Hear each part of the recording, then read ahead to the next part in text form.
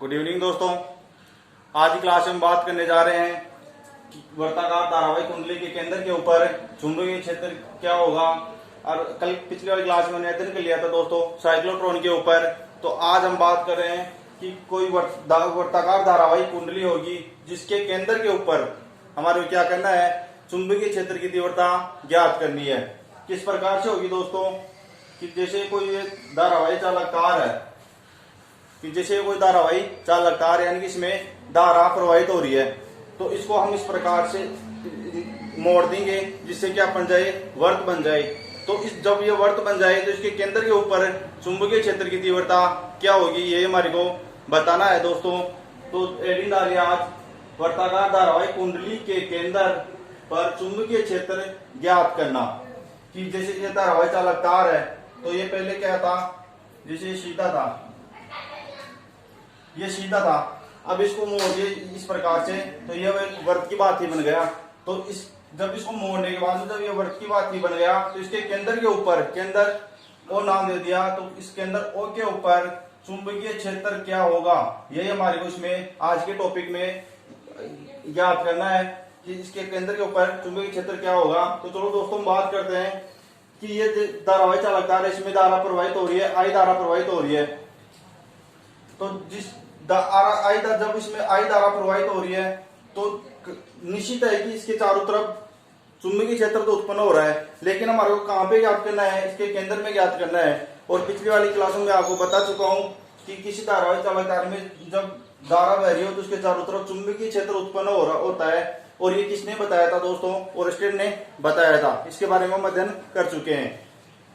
तो चलो दोस्तों हम आगे बढ़ते हैं कि इसमें आपको ध्यान रखना है कि एक चालक तार लेंगे, उसको एक वृत्त की भांति घुमा के वृत्त बना देंगे और उसके केंद्र के ऊपर इस आर दूरी के ऊपर जो केंद्र है उसके ऊपर हमारे को क्या करना है दोस्तों, चुंबकीय क्षेत्र ज्ञात करना है। तो इस प्रकार से आप डायग्राम बना लो पहले ये यहाँ इसमें। और ये एक चीज और ध्यान रखना कि इसका कंप्लीट का एक साथ चुंबकीय क्षेत्र ज्ञात नहीं कर सकते हम, इसके केंद्र के ऊपर एक साथ कंप्लीट चुंबकीय क्षेत्र ज्ञात नहीं कर सकते।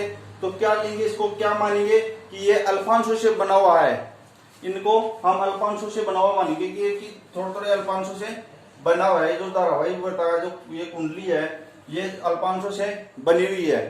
तो फिर एक अल्फांश का निकालेंगे तो फिर उससे गुणा करने के बाद में कंप्लीट का आ जाएगा। केंद्र के कंप्लीट अल्फांशों के कारण इसके केंद्र के ऊपर कितना चुंबकीय क्षेत्र होगा वह हम आसानी से बता देंगे। तो ये डायग्राम बनाओ दोस्तों और उसके बाद में लिखना, माना एक तार को मोड़कर आर त्रिज्या का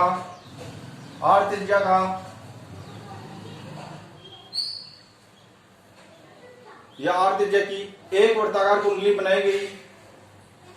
कुंडली में प्रवाहित धारा आई है, कुंडली में प्रवाहित धारा आई है।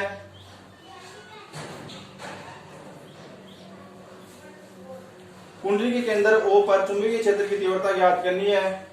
ये हेडिंग में हेडिंग लाई थी, इसमें भी एक मुद्रा कुंडली के केंद्र पर चुंबकीय क्षेत्र की तीव्रता ज्ञात करनी है। अब नीचे लिखना दोस्तों, नीचे वाला इनसे, माना कुंडली की परिधि छोटे छोटे अल्पांशों से मिलकर बनी है। यही मैंने बताया कि कुंडली की जो ये परिधि है ये छोटे छोटे अल्पांशों से मिलकर बनी हुई है।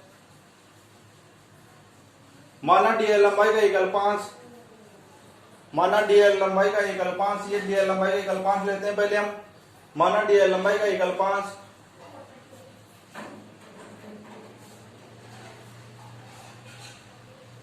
माना डीएल लंबाई का एक अल्पांश है जिसके बिंदु ओ पर या जिसके बिंदु ओ तक की दूरी आर है। भाई ये अल्पांश है, डीएल लंबाई का एक अल्पांश है, इसके बिंदु इस बिंदु से इस बिंदु की दूरी कितनी है, आर है। डीएल है आर दूरी के बीच। भाई इस डीएल लंबाई का जो अल्पांश है और जो ये केंद्र ओ तक की जो दूरी है इसके बीच कितने डिग्री का कोण है, 90 थीटा कितना है उसकी यहाँ पर 90 डिग्री का कोण है। यानी कि ये क्या है, 90 डिग्री के कोण के ऊपर है, यानी कि लंबवत बोल सकते हो आप। तो इनके मध्य कितना है, 90 डिग्री का कोण है। इस प्रकार से है ये अल्पांश ऐसे है, फिर ये केंद्र ओ तक जा रहा है, तो इनके मध्य कितना नंबर डिग्री का कोण बन रहा है हमारा। तो DL व R के बीच कोण थीटा इक्वल टू 90 डिग्री है। अब नीचे लिखना दोस्तों, नीचे वाला लाइन से अल्फांस DL के कारण बिंदु O पर चुंबकीय क्षेत्र बायो-सावर्ट के नियम से। अब पीछे दोस्तों आपने बायो-सावर्ट का नियम पढ़ा था। बायो-सावर्ट के नियम के अंदर आपको पता हो कि तो dB इक्वल टू क्या आ रहा था हमारा, μ0.4 pi IDL sin theta upon R square आ रहा था। क्या आ रहा था, चुंबकीय क्षेत्र dB क्या आ रहा था, μ0.4 pi IDL sin theta upon R square आ रहा था। और ये हमारे को इस पहले भाई केंद्र के ऊपर निकाल रहे हैं, अल्फांस DL के कारण केंद्र के ऊपर निकाल रहे हैं। पहले अल्फांस के कारण निकाल के देखते हैं। तो अल्फांस के कारण बायो-सावर्ट के नियम से क्या आ रहा था हमारा। अब यदि हमने पहले बायो-सावर्ट का नियम नहीं पढ़ा होता तो हमारे को अब कंप्लीटली निकालना होता, लेकिन हमारा पढ़ा हुआ है तो डायरेक्टली हम लिख सकते हैं कि अल्फांस के कारण चुंबकीय क्षेत्र क्या हो रहा था हमारे बायो-सावर्ट के नियम से। तो लिखना दोस्तों, बायो-सावर्ट के नियम से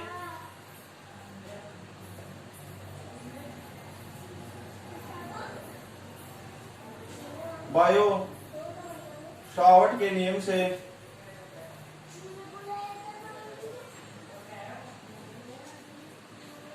dB equal to μ0.4 pi IDL sin theta बटे हुए R स्क्वायर, ये आ रहा था हमारा बायो-सावर्ट के नियम से। अब यहाँ पर थीटा कितना है, 90 डिग्री है। जब यहाँ थीटा 90 रखिए, यहाँ थीटा का मान हम 90 रख रहे हैं, तो यहाँ साइन 90 का मान कितना होता है, 1 होता है। तो यहाँ दोस्तों कितना बच जाएगा, कितना बच गया, μ0.4 पाई IDL बटे हुए R स्क्वायर। ये बच गया ना कि साइन 90 का मान 1 होता है, तो μ0.4 पाई IDL बटे हुए R स्क्वायर, ये हो गया। अब हम बात करते हैं आगे कि ये तो हो गया हमारा बायो-सावर्ट के नियम से कि इसके जब अल्फांस ले रहे हैं जिसके कारण इसके केंद्र के ऊपर कितना आ रहा है चुंबकीय क्षेत्र, ये किससे आया, बायो-सावर्ट के नियम से। अब आगे बात करें जब पूरी कुंडली हो, कि पूरी कुंडली के कारण ये तो अल्फांस के कारण आ गया, dB अल्फांस है उसके कारण केंद्र के ऊपर आ गया। अब पूरी कुंडली के कारण चुंबकीय क्षेत्र B का मान कितना होगा, तो नीचे लिखना दोस्तों, पूरी कुंडली के कारण बिंदु O पर चुंबकीय क्षेत्र की तीव्रता, पूरी कुंडली के कारण बिंदु O पर चुंबकीय क्षेत्र, तो कैसे आएगा, B इक्वल टू समाकलन बंद पृष्ठ dB। B क्या है, कंप्लीट चुंबकीय क्षेत्र है, तो इसका हम समाकलन कर देंगे बंद पृष्ठ के अंदर। ये बंद पृष्ठ तो है, तो इसके अंदर जब इस अल्फांस का समाकलन कर देंगे तो कंप्लीट बंद पृष्ठ, इसके कारण क्या आ जाएगा, केंद्र के ऊपर चुंबकीय क्षेत्र आ जाएगा। तो B इक्वल टू समाकलन बंद पृष्ठ, ये जो यहाँ पर जो चिन्ह लगा हुआ है आपने 11th क्लास में पढ़ा होगा, इसका मतलब क्या होता है, बंद पृष्ठ, समाकलन बंद पृष्ठ dB। इससे क्या तात्पर्य है कि इसका हम क्या करेंगे, समाकलन कर देंगे।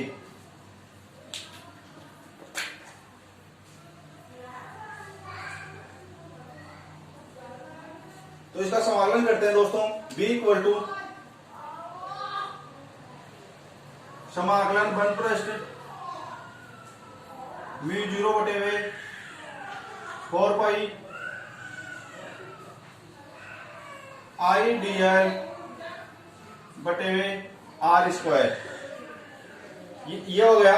अब यहां से क्या क्या आ रहा है उनको बाहर निकाल देंगे, तो μ0 बटे हुए 4 पाई I बटे हुए R स्क्वायर, ये कंप्लीट बाहर आने वाले हैं, तो इनको हम क्या कर देते हैं दोस्तों, बाहर निकाल देते हैं।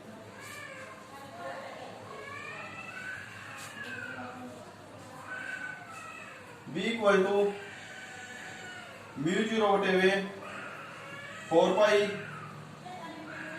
आई बटे हुए आर स्क्वायर समाकलन बंद पृष्ठ dl। इनको कंप्लीट को बाहर निकाल दिया, इसका ओनली अल्पांश dl का समाकलन करेंगे हम। तो b equal to mu zero बटे हुए 4 पाई आई बटे हुए आर स्क्वायर। अब अल्पांश dl का समाकलन करेंगे। तो दोस्तों ये क्या है, कंप्लीट परिधि के ऊपर तो अल्पांश ले रहे हैं हम, तो इसके लिए परिधि क्या होती है दोस्तों, वर्ग की परिधि 2 पाई r। तो इसका समाकलन क्या हो जाएगा, इधर साइड में कोष्टक में कर लेना दोस्तों आप, समाकलन बंद पृष्ठ dl equal to 2 pi r। तो इसका समाकलन क्या हो जाएगा दोस्तों, 2 pi r, 2 pi r।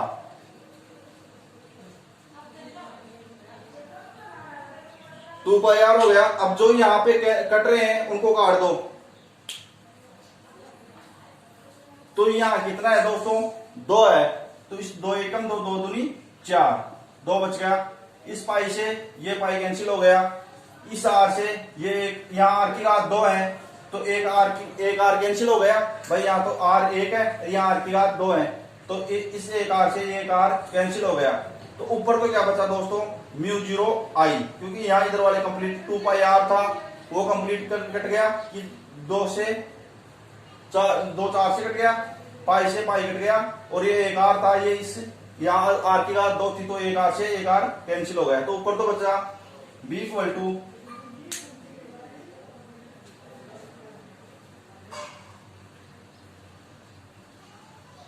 Mu zero I, और नीचे बचा दोस्तों हमारा 2 आर, यही बचा है, यहाँ 2 बचा और यहाँ आर की घात 2 थी, तो एक आर तो कैंसिल हो गया, एक आर बचा, तो म्यू जीरो आई बटे हुए 2 आर ये बच गया। तो बी इक्वल टू क्या आ गया, म्यू जीरो आई बटे हुए 2 आर। और इसका मात्रा क्या होता है दोस्तों, newton ampere into metre, newton बटे हुए एम्पियर इंटू मीटर, ये इसका मात्रक हो गया। अब बात करते हैं दोस्तों, यदि कुंडली में फेरों की संख्या n हो, यदि जब कुंडली में फेरों की संख्या n हो, जब कुंडली में फेरों की संख्या n हो, 1 मिनट इसका मात्रक ऐसे लिख लो, न्यूटन बटे हुए एम्पियर इंटू मीटर। अब नीचे लिखना है, इसके नीचे यदि कुंडली में फेरों की संख्या कैपिटल एन, फेरों की संख्या कैपिटल एन हो, तो कुंडली का चुंबकीय क्षेत्र क्या होगा। तो क्या होगा दोस्तों,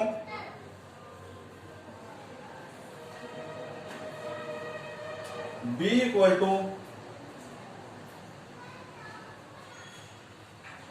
म्यू जीरो, ये एन से गुणा हो जाएगा, तो mu zero capital N I बटे हुए 2 आर, न्यूटन बटे हुए एम्पियर इंटू मीटर।